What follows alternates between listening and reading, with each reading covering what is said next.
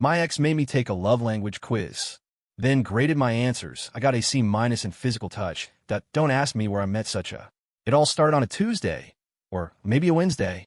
Honestly, it's hard to remember because by that point in our relationship, every day with my ex, Sarah, had begun to blur into one long, emotionally exhausting seminar titled How to Disappoint a Woman Who Definitely Deserves Better. We were sprawled on her couch, me pretending to care about the documentary she'd picked, The Secret Lives of Sea Slugs, or something equally thrilling, when she suddenly sat up like she just remembered she left the oven on. "We should take the love languages quiz," she announced, whipping out her phone with the enthusiasm of a cult recruiter. I blinked. "The what now?" "The love languages quiz," she repeated, slower, like I was a golden retriever who'd just been shown a card trick. "It tells you how you prefer to give and receive love. It's like crucial for relationships." I should have known right then that this was a trap. But no, my dumb, trusting brain thought, oh, fun. A quiz. Maybe there'll be a score at the end, and I'll win a prize, like not sleeping on the couch tonight. Spoiler, there was a score, and I did not win. The quiz itself was simple enough, just a bunch of questions ranking how much you value things like words of affirmation, compliments, acts of service, doing chores without being asked, aka sorcery, receiving gifts, self-explanatory, quality time, listening to her talk about sea slugs, and physical touch, the one I was banking on because, well, duh. I answered honestly, or at least what I thought was honestly. Question: you feel most loved when your partner? Me, selecting hold your hand in public. Ah, yeah, solid choice. Sarah, peeking at my answer. Really? Question: it's important to you that your partner? Me, clicking surprises you with little gifts. Free snacks? Yes, please. Sarah, squinting. You literally forgot my birthday last year. Question: you appreciate it when your partner? Me, confidently picking, tells you how much they appreciate you. Who doesn't like a good ego stroke? Sarah, muttering. You never say that to me. By the end, I was feeling pretty good. I'd ranked physical touch high, obviously, threw in some quality time for balance, and even tossed a bone to acts of service because, hey, I had unclogged her shower drain that one time. Then the results loaded. My love language: physical touch, primary. Words of affirmation, secondary. Sarah's love language: acts of service, primary. Quality time, secondary. I grinned. See? This is great. Now we know how to make each other happy. Sarah did not grin. Sarah stared at my results like they were a ransom note. Then she did the unthinkable. She graded them. You got a C- in physical touch, she declared, scrolling through my answers with the intensity of a detective reviewing a murder suspect's alibi. I choked on my own spit. Excuse me. A C-, she repeated, as if this were an objective fact and not an absolute betrayal. You only picked the basic answers. Holding hands. Hugging. Where's the creativity? Where's the depth? I gaped at her. Since when is cuddling a graded assignment? Since always, she said, like this was common knowledge. You can't just say physical touch and then not elaborate. Do you like back rubs? Do you like playing with my hair? Do you? Okay, first of all, I interrupted. If this quiz wanted specifics, it should have asked for specifics. Second, you didn't elaborate either. Your top one was acts of service. What does that even mean? I will love you if you do the dishes. Sarah gasped, offended. It's not about chores. It's about effort. It's about showing you care through actions. So, chores. She groaned. You're missing the point. No, I get the point, I said. The point is that I just failed Love Languages 101. Sarah sighed, shaking her head. You didn't fail, but you definitely need to study. And that's when I realized this wasn't a quiz. It was an intervention. Sarah wasn't just disappointed by my C- in physical touch. She was offended. Like I had personally insulted her ancestors by not ranking spontaneous scalp massages high enough on the stupid quiz. So, naturally, she did what any rational, well-adjusted person would do when faced with such a tragedy. She made me retake it. This time, she said, holding her phone just out of reach like I was a dog begging for scraps. Think before you answer. I groaned. Babe, it's a BuzzFeed-level quiz, not the SATs. Exactly, she shot back. And you still failed. I opened my mouth to argue, but she cut me off with a glare that said, try me. Fine. If she wanted a performance, she'd get one. I cracked my knuckles like a pianist about to play Mozart and prepared to lie through my teeth. The first question popped up. You feel most loved when your partner. Last time, I picked hold your hand in public, safe, simple, and apparently wrong. This time, I scanned the options like my life depended on it. Write you a heartfelt letter was too dramatic, and also, I can't read cursive. Surprises you with breakfast in bed was a hard no. The Great Pancake Fire of 2021 had taught me never to trust anyone near a stove before noon. Then I saw it. Plays with your hair while you watch TV. Bingo. I tapped it triumphantly. Sarah's eyebrow twitched. Interesting. I swallowed. That was not the tone of a woman who was impressed. That was the tone of a woman who had just caught me in a lie. The next question appeared. It's important to you that your partner.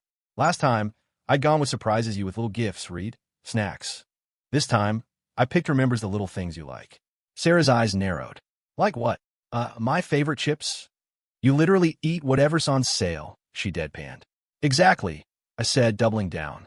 And I'd love it if you remember that. She sighed like I was a lost cause and moved on. By the fifth question, I was sweating. How do you prefer to resolve conflicts? Last time, I'd picked talking it out, which was a bold-faced lie. This time, I went with physical touch to reconnect afterward. Sarah's eyes lit up. Oh, so now you're a physical touch expert? I've been enlightened, I said, grinning. You're mocking me, she accused. I'm evolving, I corrected. Then, without warning, she closed the quiz. Wait, we're not done, I started. Oh, we're done, she said, smiling in a way that made my stomach drop. Now it's time for the practical portion. I blinked. The what? She stood up, stretching like a cat about to pounce. You said physical touch is your love language, right? Prove it. And that's when I realized this wasn't a retake. It was a setup. The air in Sarah's apartment suddenly felt too thick to breathe as she crossed her arms and leveled me with a look that said I was already failing. Okay, Mr. Physical Touch, she announced, her voice dripping with challenge. Show me what you've got. My palms went slick against my jeans. This wasn't a playful invitation anymore. It was an ambush disguised as relationship improvement. I should have known something was wrong when she didn't laugh at my nervous joke about needing a spotter. Instead, she just patted the couch cushion next to her with the solemnity of a judge about to deliver a life sentence. The springs creaked ominously as I sat, my arm hovering awkwardly behind her shoulders like a broken robot limb. You're thinking too hard, she sighed, grabbing my wrist and forcibly arranging my limbs into what I assume was the textbook definition of proper cuddling position number 4. My bicep immediately started cramping. For 3 excruciating minutes, I maintained the pose, terrified to so much as twitch. Sarah's critical hums and occasional, "You're leaning too much to the left" commentary made me sweat through my shirt. When she finally deemed my performance acceptable if uninspired, I nearly wept with relief, until she flipped on her stomach and tossed her hair over one shoulder. Now the back rub portion, she declared into the couch cushions. My thumbs hovered over her shoulders like they were defusing a bomb. The first tentative press earned an impatient sigh. The second attempt got a sharp, "That's my spine, not a stress ball." By the fifth adjustment, my hands were shaking and Sarah's mutter, "Just never mind," made my stomach drop. The hair-playing finale went even worse. 1 minute, I was gently twirling a silky strand between my fingers. The next, she was yelping about split ends and yanking her head away like I'd set her on fire. The silence that followed was the loudest thing I'd ever heard. Sarah sat up slowly, her expression unreadable as she finger-combed the disaster I'd made of her hair. My apology died in my throat when she stood in one fluid motion, her calmness more terrifying than any outburst. "I think we're done here," she said quietly, gathering her phone and keys with terrifying precision. The door clicked shut behind her before I could form a coherent sentence, leaving me alone with the realization that I'd just spectacularly failed the most important test of my life without even understanding the grading rubric. The couch springs groaned as I collapsed backward, staring at the ceiling and wondering when exactly love had become an extreme sport with no safety gear. Somewhere in the distance, a car engine roared to life. Whether it was Sarah's or my last shred of dignity fleeing the scene, I couldn't tell. 3 days of radio silence. 3 days of unanswered texts, unreturned calls, and a growing sense that Sarah had either joined a convent or hired a hitman. On the 4th morning, my phone finally buzzed. Not with a message from Sarah, but from her best friend, Jessica. It read, "Meet us at the coffee shop. Noon. Don't be late." The ominous tone suggested this was either an intervention or a public execution. I showed up early, not because I was eager, but because I wanted to secure the seat closest to the exit. Sarah was already there, sipping what I knew was a triple-shot oat milk latte with cinnamon, because apparently, remembering her coffee order was part of the acts of service love language I'd failed so spectacularly. She didn't look up when I sat down. Jessica, however, stared at me like I'd just kicked a puppy. "So, I said, clearing my throat. We're doing this in public. Smart. Less chance of a crime scene. Sarah finally met my eyes. I've been doing some thinking. Oh no, I was too hard on you, she continued. Oh good? Because the truth is, she said, you didn't fail the love languages quiz. She paused dramatically. The quiz failed you. Jessica nodded solemnly, as if Sarah had just revealed the meaning of life. I blinked. Come again. Sarah slid a thick binder across the table. I opened it to find page after page of highlighted research, graphs, and what looked like a footnoted dissertation on why the 5 love languages theory was, and I quote, a capitalist scam designed to make people feel inadequate, so they buy self-help books. I stared. You wrote a manifesto? A correction, she sniffed.